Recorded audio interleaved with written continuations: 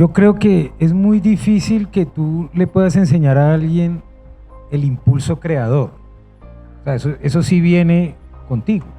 Hay un impulso que la gente tiene que lo lleva a escribir poemas, cuentos. Eso no se puede enseñar. Es como si uno quisiera enseñarle a alguien, yo digo eso, es como querer enseñarle a alguien a reír de una forma o a llorar de una forma. Tú ya vienes con eso. Pero no se puede desconocer que la literatura tiene una técnica. Más allá de que tú tengas unas ideas que se te ocurran, hay una técnica, hay una forma de expresarlas. Y pues eso es lo que se puede enseñar de la escritura creativa. Todos esos indicios que la tradición literaria nos ha dejado. Por eso, digamos que en este libro del Camino de la Escritura yo abro lo que ha sido el camino de Altazor como un camino de lectura, porque todos esos indicios que hay de la escritura creativa están pues en las grandes obras, en los grandes autores que han pasado la prueba del tiempo. Entonces uno va, ve que un Borges, un Cortázar o lo que te guste, ¿no? Eso depende ya de cada maestro.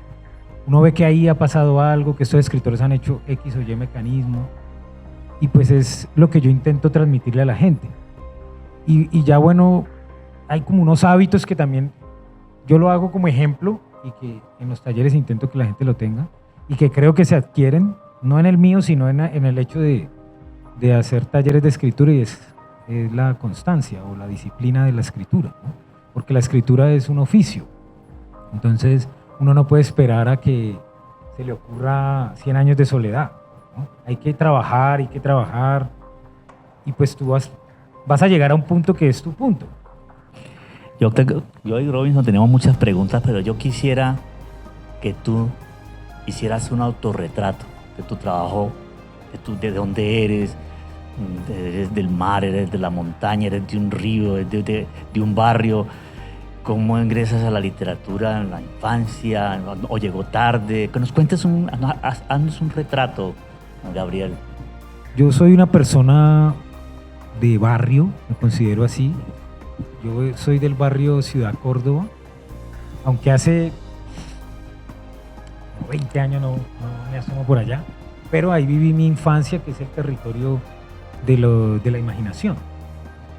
Una imaginación pues alimentada por cosas que pasan en los barrios caleños que no son como muy bellas, ¿no? Barrios difíciles.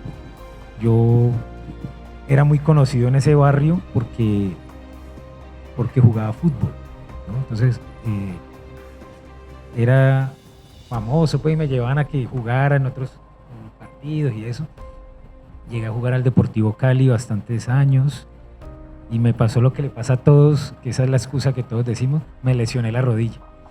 Pero a mí me gustaba leer, pero no de una forma como lo hago ahora, sino que yo leía cualquier novelita así de esas del círculo de lectores, bestseller.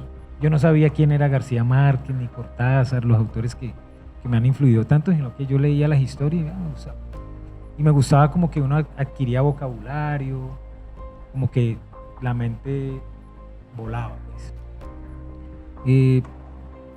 Como eso del fútbol nada, estudié, hice mi bachillerato y mi padre se había ido a vivir a España en el año 2001. Entonces él me preguntó si yo quería vivir allá, si quería irme para allá. Entonces me fui para allá, ya estuve bastantes años. Yo asumía la lectura como algo que me gustaba hacer, lo hacía para divertirme. Estuve 9 años allá y decidí regresarme y me regresé acá a Cali y dije, voy a estudiar lo que a mí me gusta, literatura, voy a estudiar literatura o filosofía, también quería estudiar eso. Me encantó la carrera, el primer semestre fue algo que me llenó de un entusiasmo y una pasión y yo toda la carrera creo que la viví así, con ese mismo fuego que me dio en el primer semestre, que me gustó mucho, y me empecé a leer todo lo que, por ejemplo, los profesores te dan un programa de curso y yo miraba la bibliografía que ponían ahí y pues iba y buscaba si si estaban esos libros, porque a veces no está la bibliografía ahí, pero no se abordan los libros, sino que abordamos un fragmento o algo. Entonces yo me apasioné mucho por la literatura. Con un grupo de compañeros estábamos muy entusiasmados con eso y empezamos a seguir por nuestra cuenta, escribiendo, leyendo, compartiéndonos. Y en el año 2014, yo ya estaba finalizando la licenciatura, a mí se me ocurrió que yo podía llevar esto que la academia me había dado a mí a personas que no estaban en la universidad. Y dije, probemos. Y puse un anuncio en Facebook de que iba a dar un taller de escritura en la biblioteca departamental y pues fueron 20 personas. Yo no soy famoso ni nada, porque si, no sé, un Pablo Montoya que va a venir aquí dice que va a dar un taller, pues la gente dice, Premio Rómulo Gallegos, algo que puedo aprender. Entonces yo hice el taller y fue mucha gente, muchos jóvenes, y les gustaba la manera en que yo les enseñaba, y esa también fue como mi primera experiencia como docente, aunque no es un espacio de aula, hay una transmisión ahí de conocimiento. Y desde ahí yo no paré de hacer los talleres, yo solo paro de hacer los talleres cuando es Semana Santa o cuando es en diciembre. O sea, son 10 años ininterrumpidos de hacer un taller de escritura los sábados. Y pues, y de preparar las clases y entonces leer e investigar. Eso ha sido una cosa que se fue acumulando y por eso nació ese libro, El Camino de la Escritura, que yo tomé. Yo decía, voy a hacer el libro, pero es como para que la gente tenga ese libro. Ni siquiera pensaba que eso le iba a interesar a alguien, pero pues le interesó a muchas personas. Y cuando yo me regresé acá de España, como que Colombia me dio un recibimiento que fue muy duro y que me hizo aterrizar de lo que es la realidad de este país, y fue la muerte de mi hermana, que yo estaba en ese semestre en que vemos teoría en esa clase con usted, profe, como séptimo, octavo, más o menos séptimo. Mi hermana menor, en una situación que ella no tenía nada que ver, pues la mataron.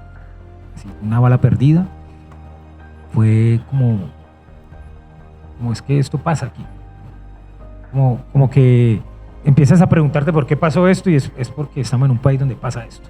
Y si por casualidad estás en ese momento en un centro comercial o en donde sea que estés, aunque no hayas hecho nada malo, pues te puede tocar esa maldad que nos configura como sociedad, que está ahí. Es como un círculo que está rodeado de eso, y a veces estamos en el medio y no nos pasa nada, vivimos nuestra vida feliz, creemos que nunca va a pasar algo, pero en Colombia eso puede pasar. Entonces eso que pasó me marcó mucho, y yo creo que ahí tuve como un encuentro muy, muy íntimo con la escritura, porque cuando yo vivía allá en Madrid, mi hermana y mi mamá y mis otros familiares me escribían cartas y me contaban cosas que les pasaban, porque no existían las redes sociales ni algo tan inmediato. O sea, o yo los llamaba, o cuando alguien venía para Cali y luego se iba a volver a ir pues para España, me mandaban chontaduros, que mecato de acá, que uno no ve por allá, no sé qué, y mandaban cartas. Y yo esas cartas las leía, pero a mí me importaba muy, o sea, no les daba importancia porque las guardaba, no eran como importantes para mí, porque contaban cosas cotidianas, que sí, que nos está yendo bien, como muchos lugares comunes, por decirlo así. Pero después de que ya habían pasado unos meses de que mi hermana se había muerto, y ya estábamos como en una normalidad, por decirlo así, si es posible eso, mi sobrina, que en ese entonces era una niña pequeña, encontró esas cartas y me dijo, tío, mira lo que encontré. Y yo leer a mi hermana, que me estaba contando su cotidianidad, 2003, 2004, así, fue como tenerla ahí. Fue un impacto muy grande esas cartas, y pues me dio un impulso de escribir. Lo primero que yo hice fue escribir. Entonces quisiera que brevemente nos contaras qué es eso de leer como escritor y por qué tiene ese lugar central en tu método. Me acuerdo una vez un compañero que me dijo que él no hablaba con nadie que no se hubiera leído La Guerra y Paz de Tolstoy. ¿Por qué? ¿Por qué? ¿Por qué? ¿Qué te da ese libro?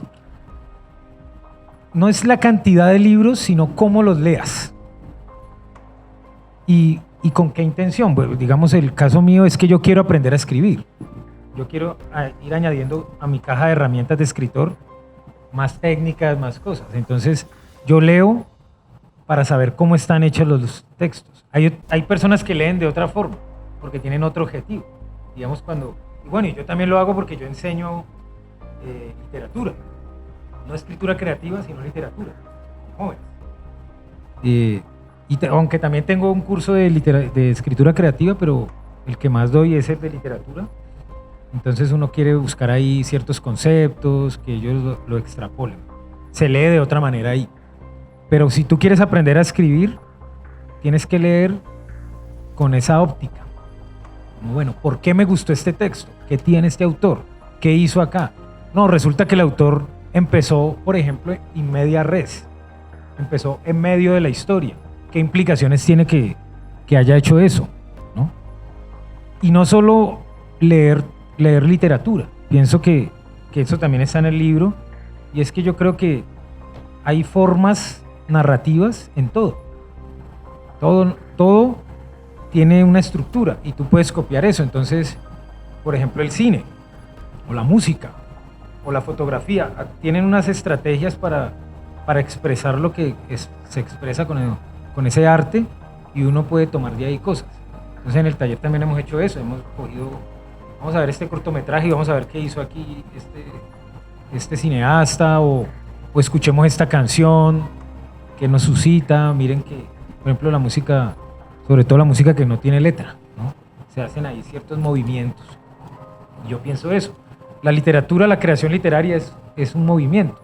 Como decir que Pepito va de aquí del auditorio a Unicentro y pues si tú narras eso linealmente, ahí no hay nada. Pero si yo quiero ser literario, pues a Pepito le tiene que pasar algo de aquí a allá. Leer como escritor es fijarse en las palabras, en las frases, en los párrafos, cómo están escritos. Luego empezar a relacionar eso que uno lee con otras cosas que uno lee y encontrar esas intertextualidades, esos vasos comunicantes, y se puede hacer eso también. Yo puedo dialogar con autores que me gustan y quiero hacer, o por lo menos lo que yo hice en Apocalipsis, que por ejemplo hay 2 cuentos que están basados en otros textos, que le deben a otros textos.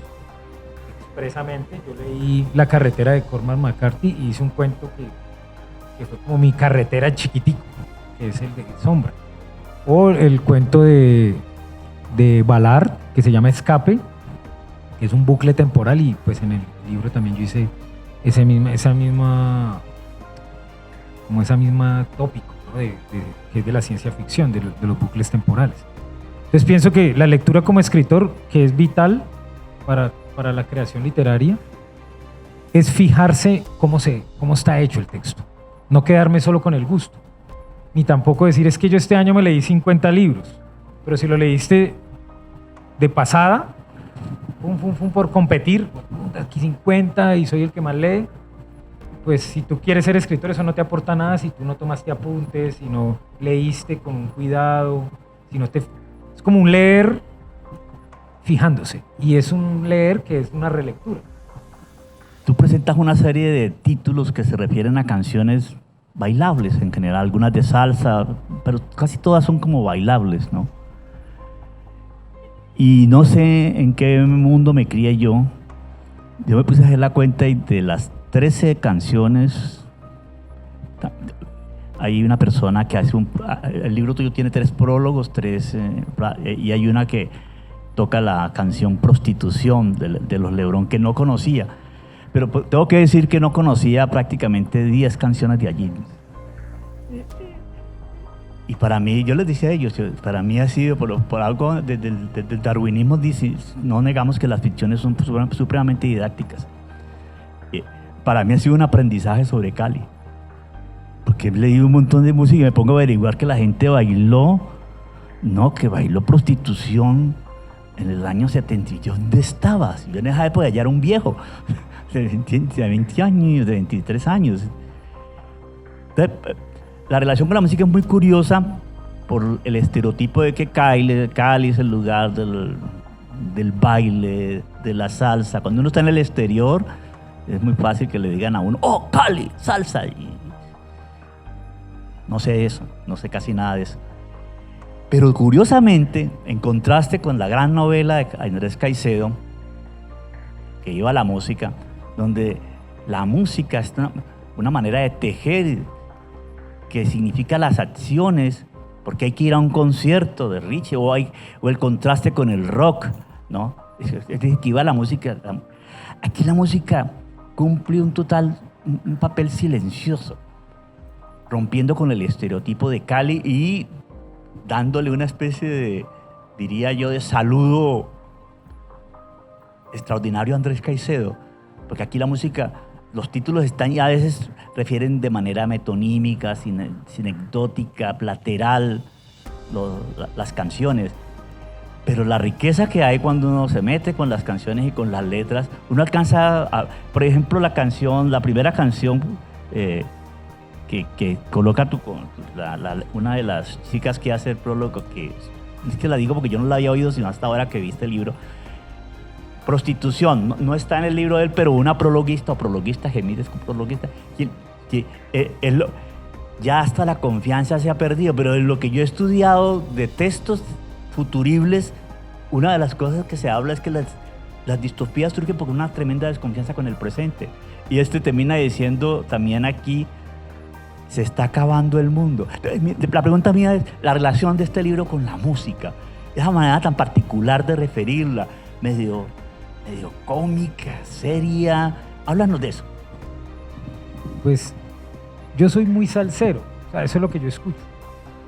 Y desde siempre. Pues, como les decía, que yo soy de barrio y en ese barrio la gente sacaba sus parlantes, varias personas y distintas músicas, pero siempre salsa.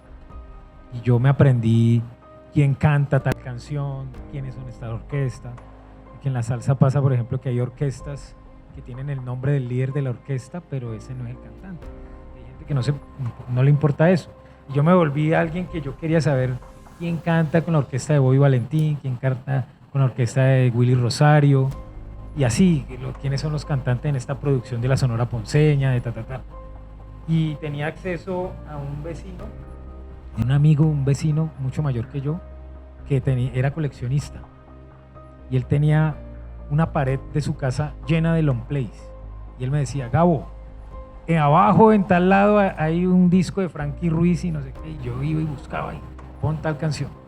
Entonces yo leía lo que había ahí y me volví, digamos, así como... Y tenía un proyecto que una vez intenté hacer algo y como describir un cuento como lo que mismo Rubén Blades había hecho.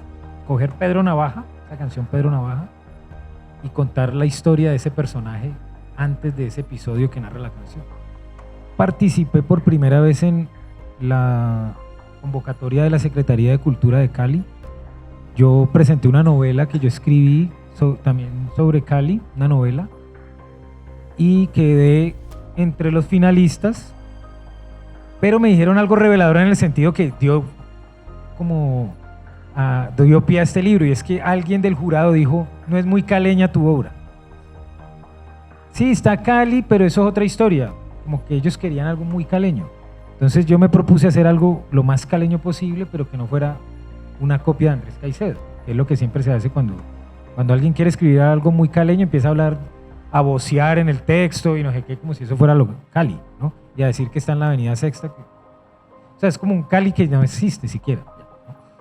Entonces yo dije, voy a tomar un lugar común de Cali, que es la salsa, y que yo soy salsero, y voy a hacer algo con eso.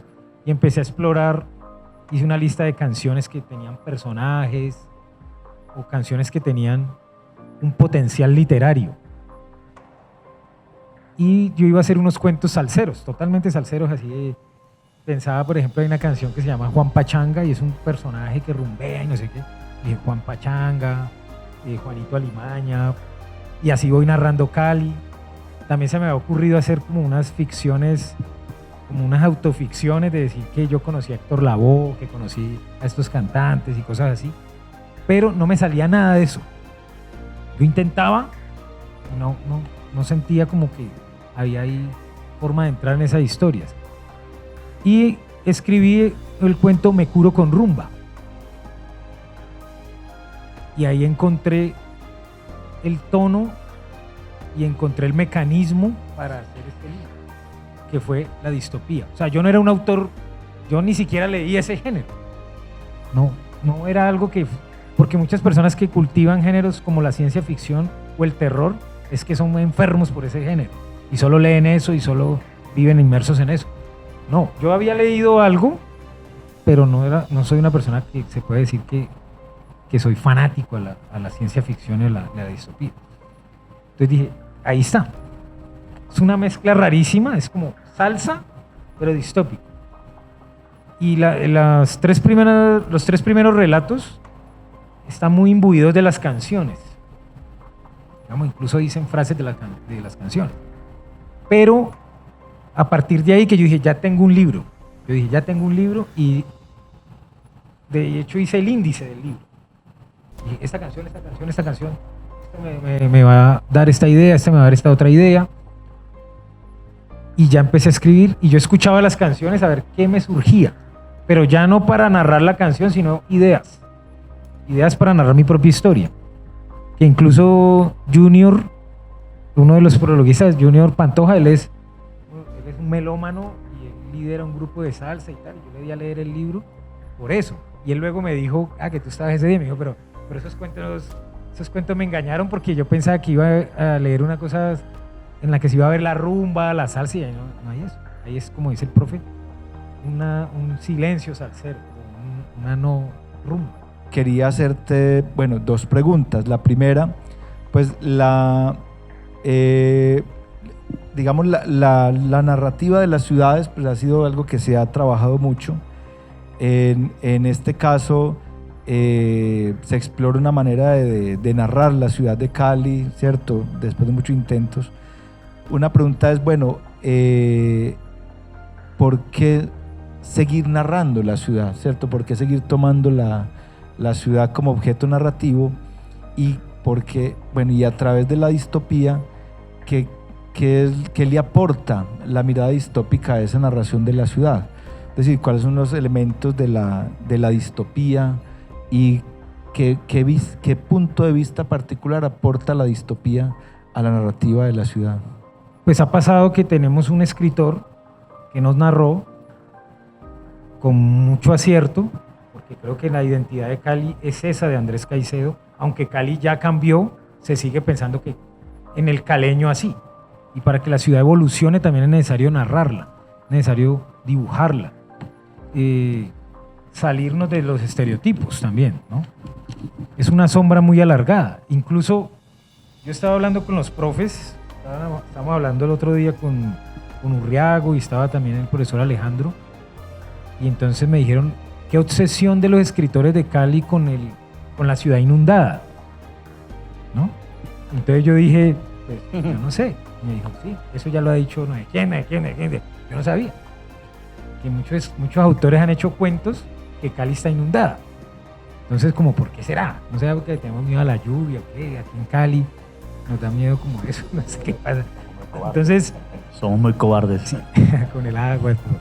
Entonces, creo que esa primera pregunta es, como redondearla, es necesario narrar la ciudad, darle sentido a lo que está ahí en concreto, en asfalto, nosotros darle un sentido desde lo metafórico o desde lo simbólico, que la ciudad signifique algo más.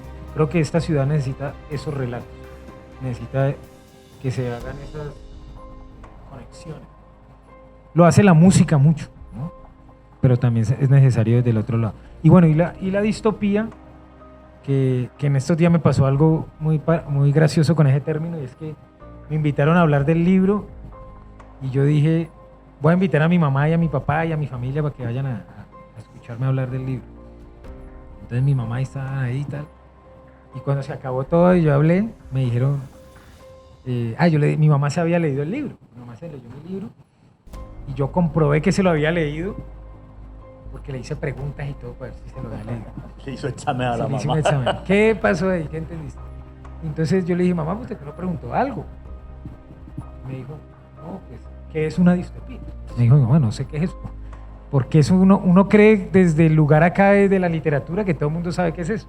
La pregunta tiene que ver con esto de la ilustración y tiene que ver con la forma, cómo es escribir, porque pues yo lo escribo, pero pues no sé dibujar.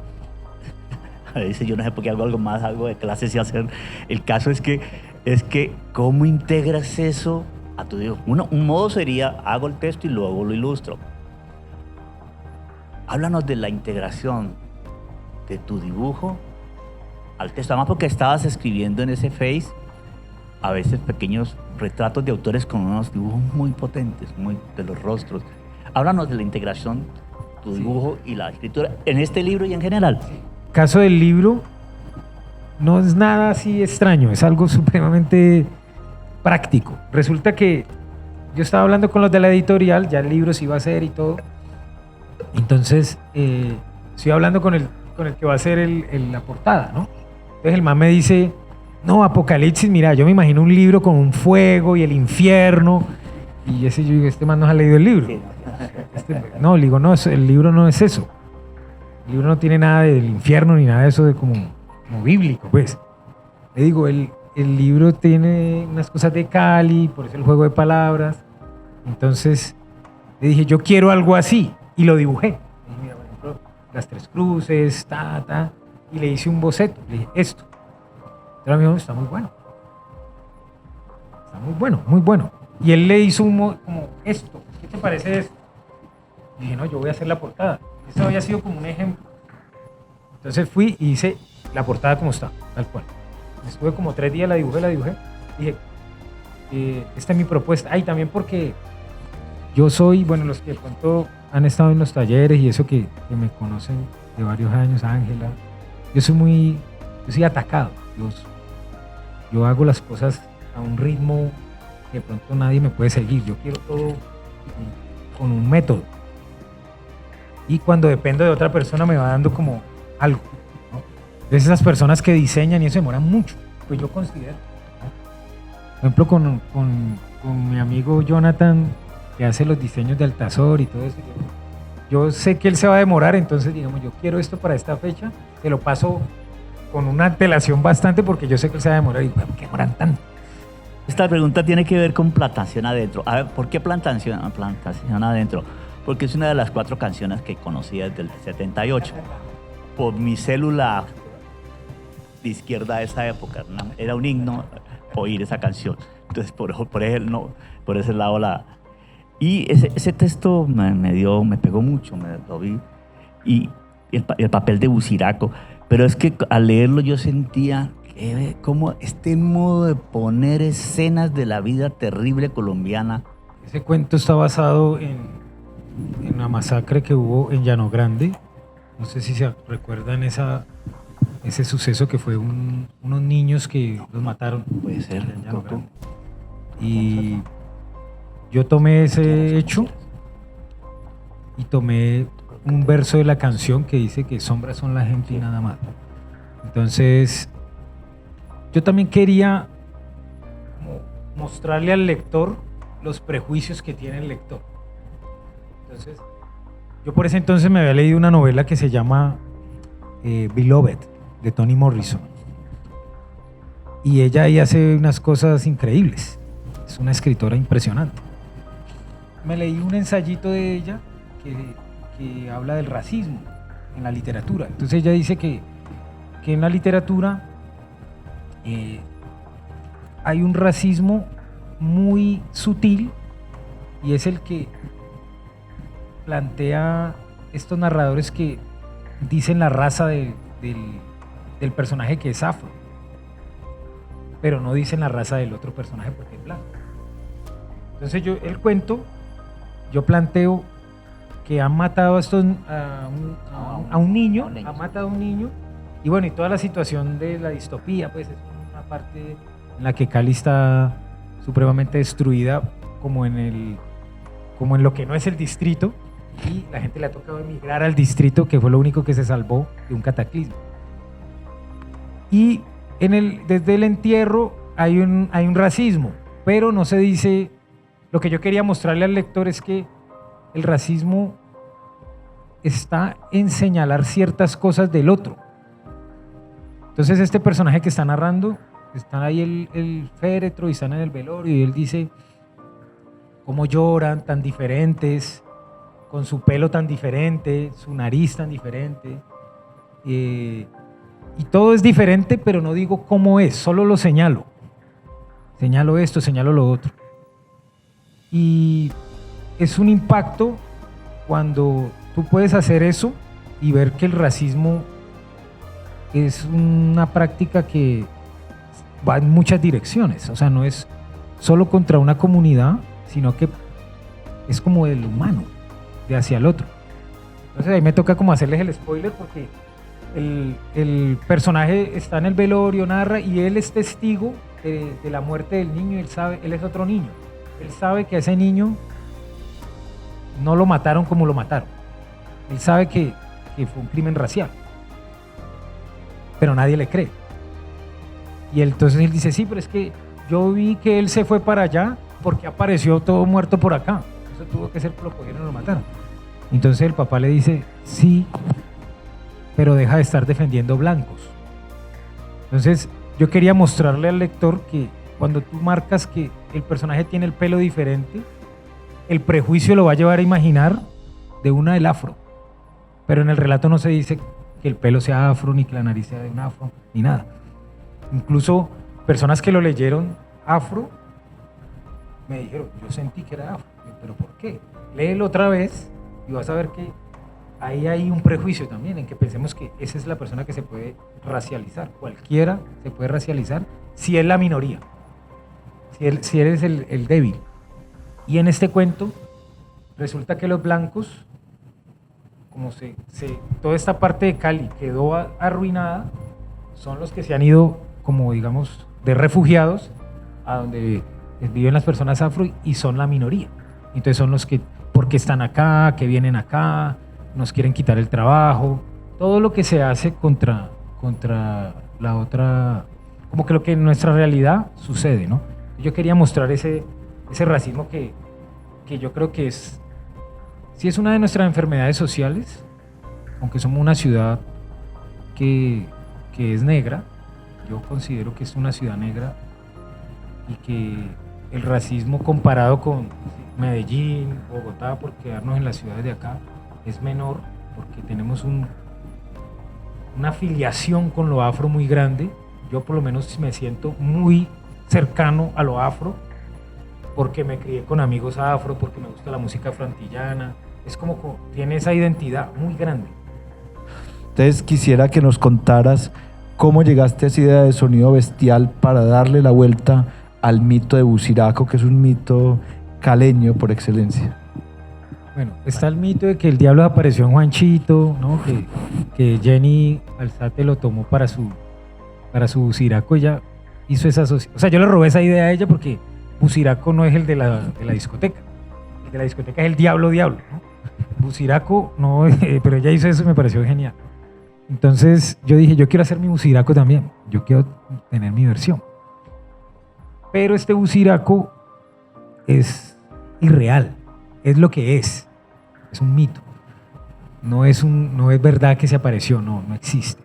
Entonces yo, escuchando esa canción Sonido Bestial, que no tiene nada para sacar del literario, porque es una canción para bailar, para soltar baldosa, pero dice que las trompetas sonar. Hay una parte que dice eso. Entonces yo dije, bueno, eso es como la apocalipsis, ¿no? Las trompetas, van a sonar las trompetas cuando se acabe el mundo. Entonces imaginé una Cali en la que un gobierno teocrático implanta el miedo a través de esa figura. Empieza a decir que el diablo volvió, que Buciraco volvió y que volvió por culpa del comportamiento de los caleños, sobre todo de las mujeres.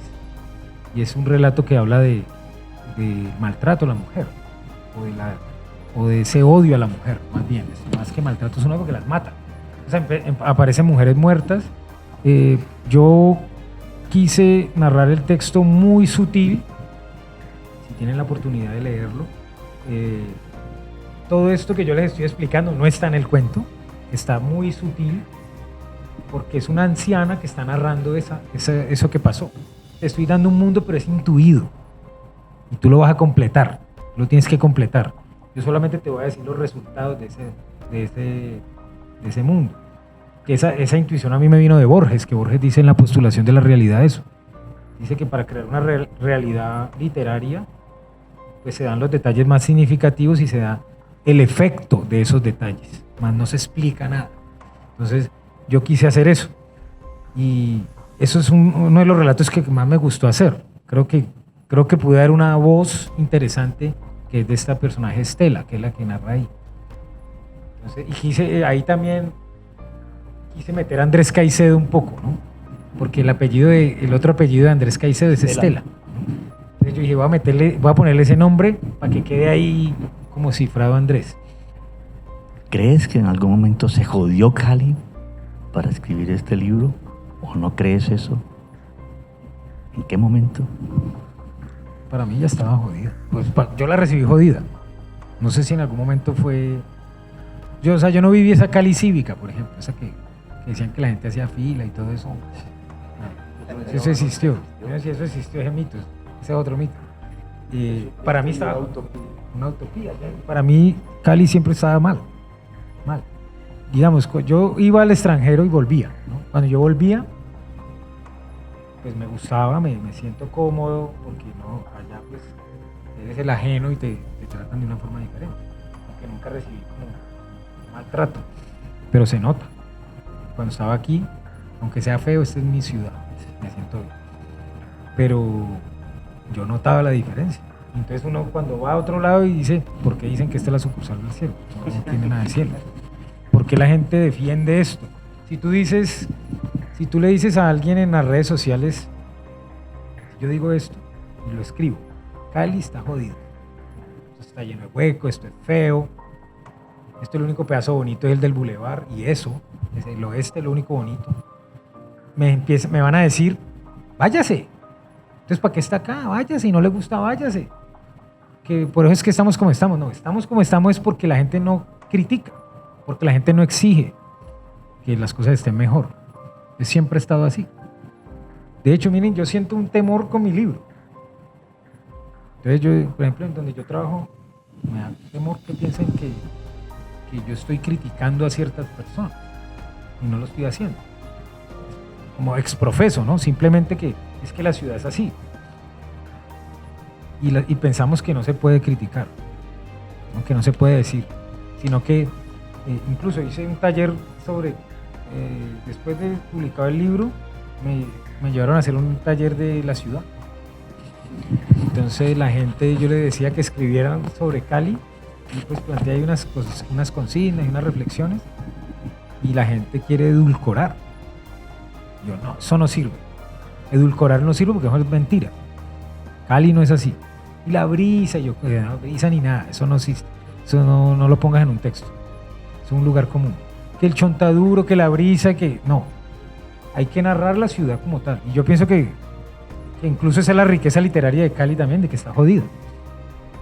Porque yo pienso que una literatura feliz no da.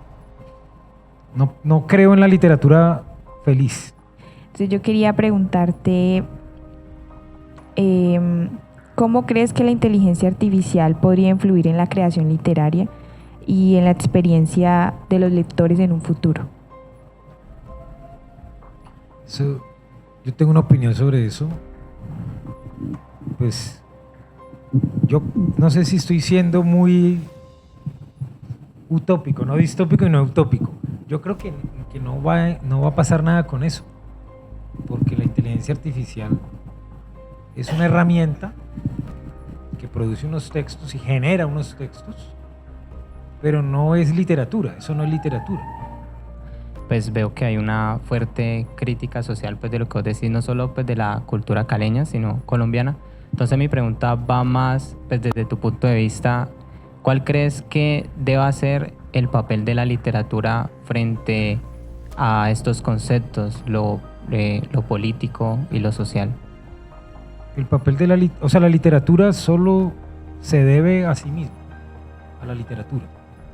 Yo no creo en una literatura que esté al servicio de algo, digamos de lo político, una literatura que creo que el único que la hizo bien fue Miguel Hernández, que vivió la guerra, se metió en la guerra, la combatió y escribió poemas sobre la guerra y sobre sus ideologías, y es el único que uno lee esos poemas y uno siente algo ahí. Pero los demás escritores que han intentado meterse en política, pues, por ejemplo, el peor Cortázar es el Cortázar que habla de la izquierda y todo eso, una mala. Aunque Cortázar decía eso, ¿no? Que la literatura debía estar al servicio de la ideología. Yo considero que no. Pero como nosotros vivimos, no nos podemos abstraer de eso. Y además el género de la ciencia ficción y la distopía es político, es un género que es político. No se puede, o sea, yo no puedo, digamos, yo soy un tipo que vos no me vas a ver en una marcha a mí nunca. Nunca.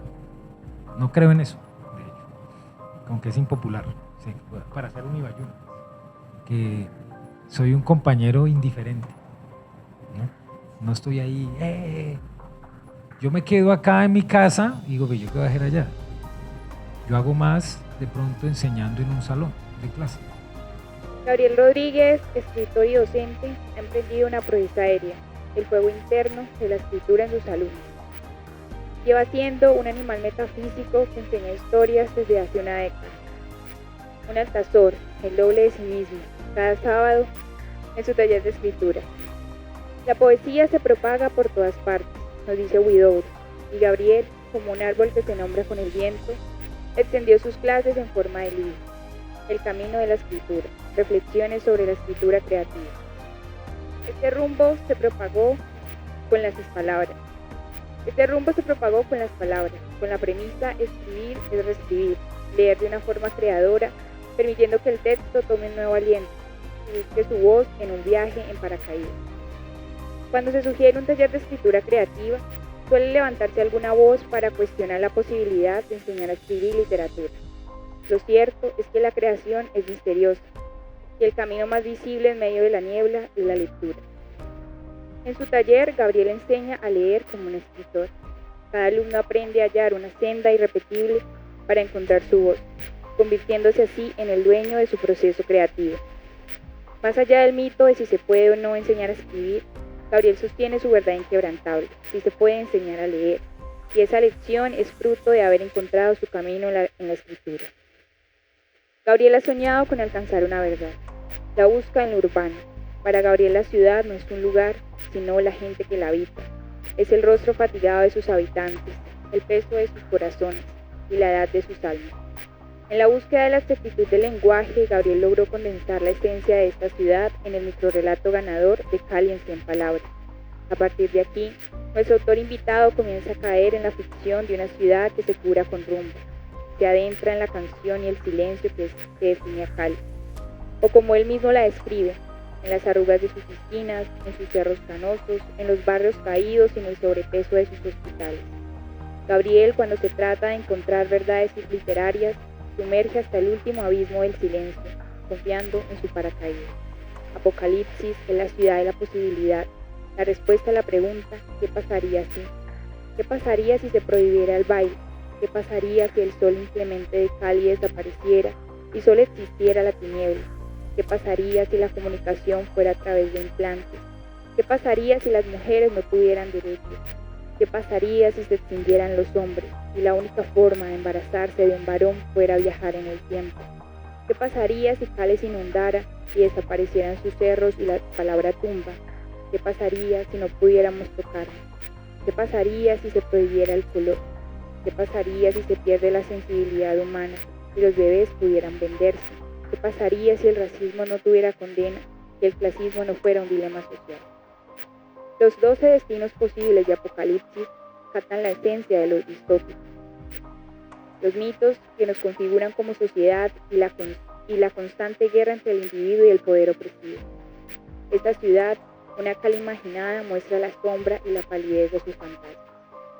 Gabriel Rodríguez no solo es un escritor que lanza preguntas del futuro en medio de las multitudes, sino también un docente que nos invita a buscar nuestro propio camino hacia la autenticidad a través de su literatura. Sus obras nos trazan su labor de todos los días, la enseñanza, nos enfrenta a mundos distópicos y revela verdades incómodas sobre la sociedad y la condición humana. Con su escritura, Gabriel construye una tierra prometida de distopía, mientras que su reflexión sobre el urbano enriquece la anatomía de las ciudades. Su dedicación a la enseñanza y su pasión por la palabra escrita lo convierten en un referente indispensable en el ámbito literario contemporáneo.